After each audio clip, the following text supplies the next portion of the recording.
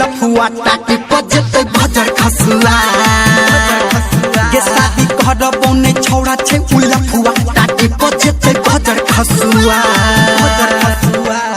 हे गे मम्मी तने सुने अनी हे गे मम्मी तने सुने अनी शादी करबो ने छौड़ा छे लफुआ टाटी बजते भजर खसुआ के शादी करबो ने छौड़ा छे लफुआ टाटी बजते भजर खसुआ हे गे मम्मी तने सुने अनी हे गे मम्मी तने सुने अनी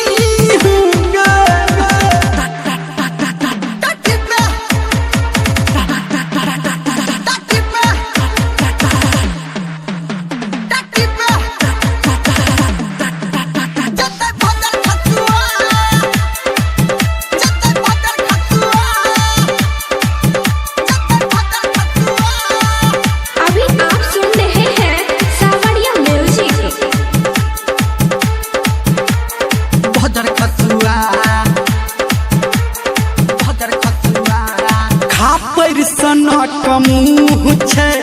पापा के देखल लहड़का बुझते हमर लभर तो लफड़ा हेतै गे बड़का लफड़ा हेतै गे बड़का खापर सनक मुँह छे पापा के देखल लहड़का बुझते हमर लभर तो लफड़ा हेतै गे बड़का जोड़ गढ़ छै गे ओकर कपार जहूँ बुझने नहीं छै हमर गे यार जब बुझते तब फूक देते हसुआ टाटी को देते भदर खसुआ ये शादी करबो ने छौड़ा छे लफुआ टाटी को देते भदर खसुआ हे गे मम्मी तने सुने अनी गे हे गे मम्मी तने सुने अनी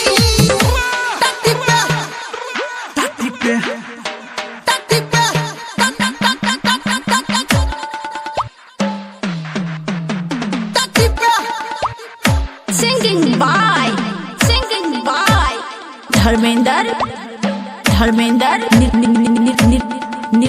Nirmaliya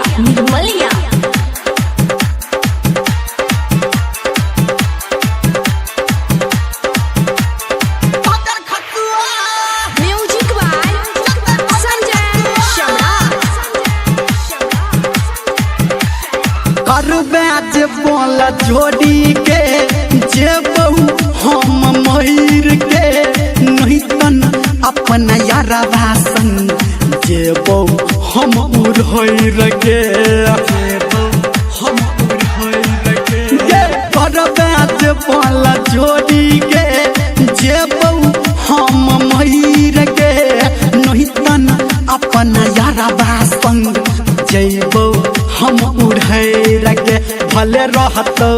घर में लगे ठार टूटतो माथा पे पढ़ा का पहाड़ डीजे संजय गौतम सत्यम अगुआ